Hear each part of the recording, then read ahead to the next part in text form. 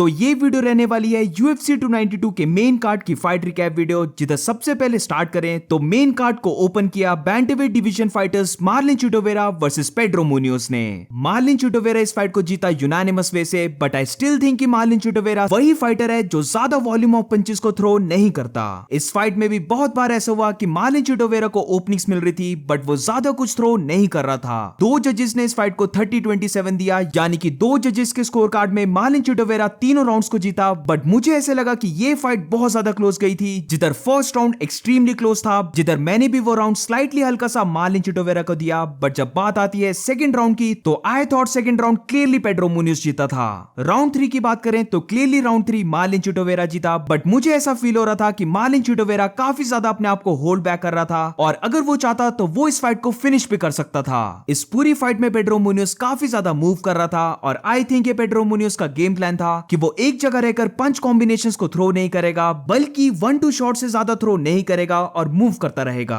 और यही चीज पेड्रो मुनियोज कर रहा था। वेरएस मार्लिन चिटोवेरा की बात करें तो मार्लिन चिटोवेरा ज्यादा मूव नहीं कर रहा था और वो सिर्फ देख रहा था पेड्रो मुनियोज को काउंटर करने के लिए। अब ये चीज मार्लिन चिटोवेरा भी जानता था कि पेड्रो मुनियोज ज्यादा डिस्टेंस को क्लोज नहीं करेगा, इसलिए गार्ड देखें तो अपने हाथों को काफी आगे रखा था ताकि वो पेड्रो मुनियोज के स्ट्रेट पंचेस को ब्लॉक कर सके। और इसी की वजह से जब फ्यू टाइम्स पेड्रो मुनियोज ने डिस्टेंस को क्लोज किया तो वो सक्सेसफुल हुआ था अपने हुक्स को लैंड करने में। फिर से इस फाइट को देखने पर यह लगता है कि पेड्रो मुनियोज इस फाइट में ज्यादा रिस्क नहीं लेना चाहता था। कुछ टाइम तो मार्लिन चिटोवेरा लिटरली स्क्वायर खड़ा हुआ था, जिससे कि उसको ग्राउंड में लेके जाना पेड्रो मुनियोज के लिए एक्सट्रीमली इजी होता। बट पता नहीं क्यों पेड्रो मुनियोज ने सिर्फ एक ही टेकडाउन का अटेम्प्ट किया और जब वो सक्सेसफुल नहीं हुआ तो उसके बाद पेड्रो मुनियोज ने एक भी और टेकडाउन का अटेम्प्ट नहीं किया। ये चीज मुझे पेड्रो मुनियोज की बहुत ज्यादा सरप्राइज की, क्योंकि अगर वो चिटोवेरा को ग्राउंड में लेके जाता तो वो इस फाइट को जीत जाता। पर पेड्रो मुनियोज ऐसा नहीं कर पाया और मार्लिन चिटोवेरा ने इस फाइट को वैसे चलाया जैसे कि वो चाहता था। राउंड 3 ऑनवर्ड्स हम देख सकते थे कि मार्लिन चिटोवेरा के वो जो काउंटर जैब्स थे वो इफेक्ट डालने लग पड़े थे पेड्रो मुनियोज के फेस पर। और राउंड 3 में पेड्रो मुनियोज थोड़ा सा स्लो भी हो गया था, जिधर उसकी थोड़ी सी मूवमेंट भी डिक्रीज हुई थी और इसी चीज का फायदा मार्लिन चिटोवेरा उठा रहा था, जिधर वो अपने काफी पंचेस को लैंड करने लग पड़ा पेड्रो मुनियोज के फेस पर। और मुझे ऐसे लगा कि अगर चिटोवेरा ने और ज्यादा आउटपुट शो की होती तो वो पेड्रो मुनियोज को फिनिश भी कर देता।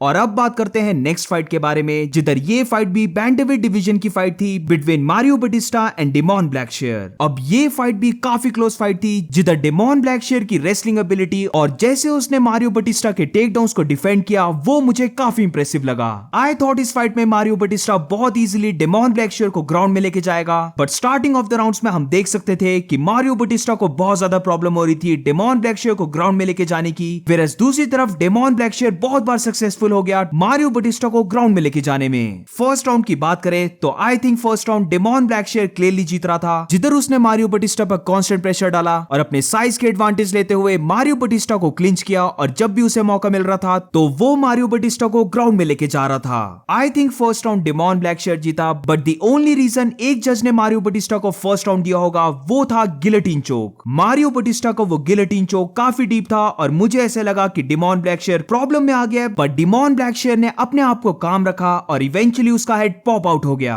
सेकंड राउंड ऑनवर्ड्स हम देख सकते हैं कि मारियो बटिस्टा को अपनी टाइमिंग थोड़ी सी मिलने लग पड़ी, बट स्टिल इस राउंड में भी वो ब्लैकशेयर को ग्राउंड में लेके नहीं जा पाया। इस राउंड में एक चीज मारियो बटिस्टा काफी अच्छी कर रहा था कि जब भी डेमॉन ने उसके साथ क्लिंच किया तो मारियो बटिस्टा ने या तो फिर उसे एल्बोस थ्रो की या फिर ब्लैकशेयर की बॉडी पर नीज को थ्रो किया।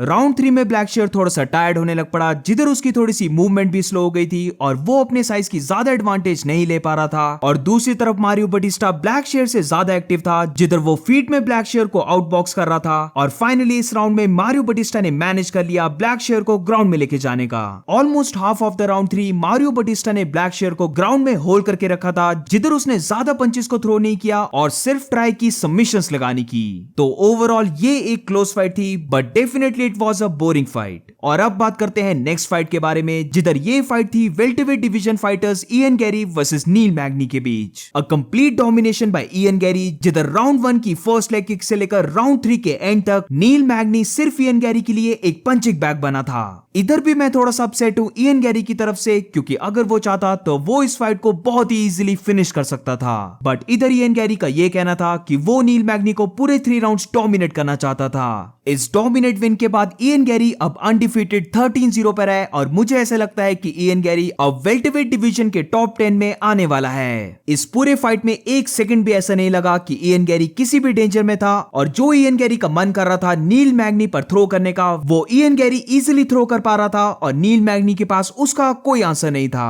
पहले ही लेग किक से नील मैग्नी नॉकडाउन हो गया। जैसे ही मैंने ये चीज देखी मुझे ऐसे लगा कि ये फाइट फर्स्ट राउंड में ही ओवर होने वाली है। इयन गैरी ने इस फाइट में नील मैग्नी को फिनिश ना किया हो, बट 100% उसने नील मैग्नी को लंगड़ा कर दिया होगा। इस पूरी फाइट में नील मैग्नी अपना वेट लेफ्ट लेग पर नहीं डाल पा रहा था, जिसकी वजह से बहुत बार ऐसा हो रहा था कि नील मैग्नी सिंगल लेग में हॉप कर रहा है और इयन गैरी उसे पंचिंग बैग की तरह मारे ही जा रहा है। Ian Garry was way too powerful, way too speed for Neil Magny, जिधर नील मैग्नी का टाइम अब जा चुका है और अब ऐसा लगता है कि नील मैग्नी इस वेल्टरवेट डिवीजन का गेट कीपर बन के रह गया है। राउंड 2 खत्म होने के बाद नील मैग्नी ने इयन गैरी को कुछ बोला था, जिसके बाद इयन गैरी ने नील मैग्नी को मिडिल फिंगर दिखाई और round 3 onwards Ian Gary start करने लग पड़ा ट्रैश टॉक करना।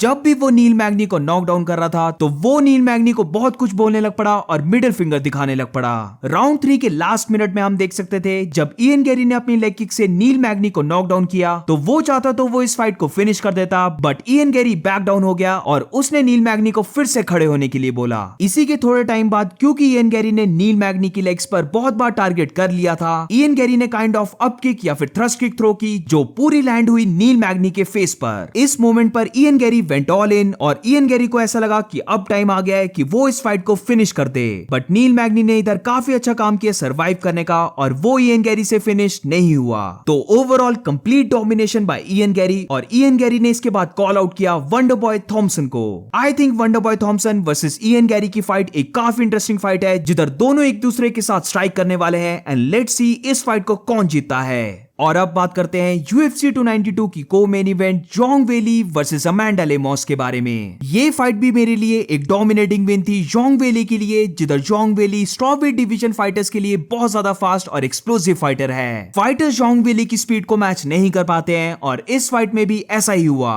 ऊपर से इतना एक्सप्लोसिव रहने के बाद भी जोंग वेली गैस आउट नहीं हुई और ये शो करता है कि जोंग वेली का कार्डियो कितना ज्यादा इंसेन है। इस पूरे फाइट में जोंग वेली की रिएक्शन स्पीड ऑलमोस्ट डबल थी अमांडा लेमॉस के, और जब भी अमांडा लेमॉस कुछ थ्रो करने की ट्राई कर रही थी तो जोंग वेली या तो फिर उसे काउंटर कर रही थी खुद के पंचेस से या फिर बहुत ही जल्दी डिस्टेंस को क्लोज करके वो अमांडा लेमॉस को ग्राउंड में लेके जा रही थी। इस पूरी फाइट में जोंग वेली का 15 मिनट्स का ग्राउंड कंट्रोल था और इन पूरे 15 मिनट में जोंग वेली बिग पंचेस या फिर नीज को थ्रो कर रही थी अमांडा लेमॉस पर और हमेशा ट्राई कर रही थी अमांडा लेमॉस को फिनिश करने का। इसीलिए आई कांट बिलीव कि इतनी ज्यादा आउटपुट दिखाने के बाद भी जोंग वेली गैस आउट नहीं हुई। ऑल्सो इस फाइट में जोंग वेली ने रिकॉर्ड बना दिया है सबसे ज्यादा टोटल स्ट्राइक्स को थ्रो करने का। अब अमांडा लेमॉस की बात करें तो फर्स्ट 3 राउंड्स में अमांडा लेमॉस स्ट्राइक ही नहीं कर पाई, क्योंकि जैसे ही राउंड स्टार्ट हो रहा था जोंग वेली अमांडा लेमॉस को ग्राउंड में लेके जा रही थी, but end of the first round में अमांडा लेमॉस ने कैच कर लिया जोंग वेली की नेक को और जोंग वेली पर इंसेन डार्क स्ट्रोक लगा दिया था, जो मेरे ओपिनियन में बहुत ज्यादा टाइट था।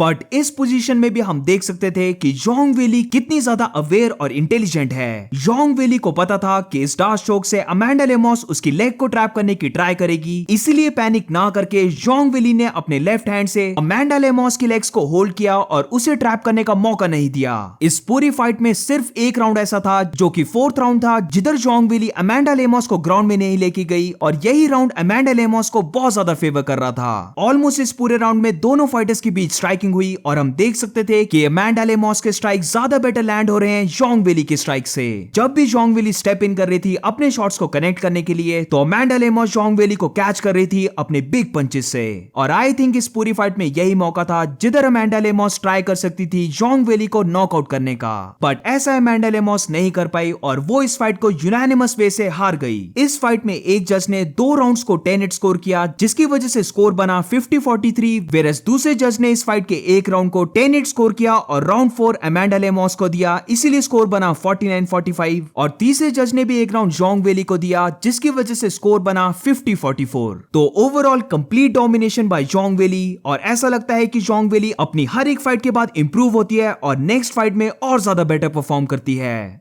और अब बात करते हैं UFC 292 की मेन फाइट के बारे में, जिधर ये फाइट थी एल्जमेन स्टर्लिंग वर्सेस शॉन ओमेली के बीच। इस फाइट की मैं ऑलरेडी एक सेपरेट वीडियो बना चुका हूं, जिधर मैंने इस फाइट की रिएक्शन और ब्रेकडाउन वीडियो बनाई थी, तो वो वीडियो भी आप डेफिनेटली चेक कर सकते हो। तो इधर काफी शॉर्टली बात करें तो शॉन ओमेली न्यू बैंटरवेट चैंपियन बन गया है एल्जमेन स्टर्लिंग को नॉकआउट करने के बाद। इन दोनों की रिएक्शन वीडियो में मैंने कहा था कि मुझे ऐसा लगता है कि ये एक अर्ली स्टॉपेज था, बट अगर फाइट अर्ली भी स्टॉप नहीं होती, स्टिल शॉन ओमेली एल्जमेन स्टर्लिंग को नॉकआउट कर देता। तो फिर से एक बार फाइट देखने के बाद मैं ये चीज कंफर्म कर सकता हूं कि जो मैंने बोला वो बिल्कुल ठीक था, क्योंकि एल्जमेन स्टर्लिंग की बॉडी ऑलमोस्ट अनकॉन्शियस हो गई थी, और अगर शॉन ओमेली 4-5 पंचेस को फॉलो अप करता तो एल्जमेन स्टर्लिंग नॉकआउट हो जाता। तो आई थिंक इस चीज का कोई डाउट नहीं होना चाहिए, क्योंकि Sean O'Malley clearly won this fight. इस फाइट के बाद हम बोल सकते हैं कि शॉन ओमेली इस बैंटरवेट डिवीजन का बेस्ट स्ट्राइकर बन चुका है। इस बैंटरवेट डिवीजन के लिए शॉन ओमेली की स्पीड बहुत इंसेन है, और उसका साइज भी उसे काफी हेल्प करता है, जिसकी वजह से वो अपने ओपोनेंट्स के पंचेस को डॉज कर लेता है, और फिर अपनी स्पीड से वो उन्हें काउंटर करता है बिग पंचेस से।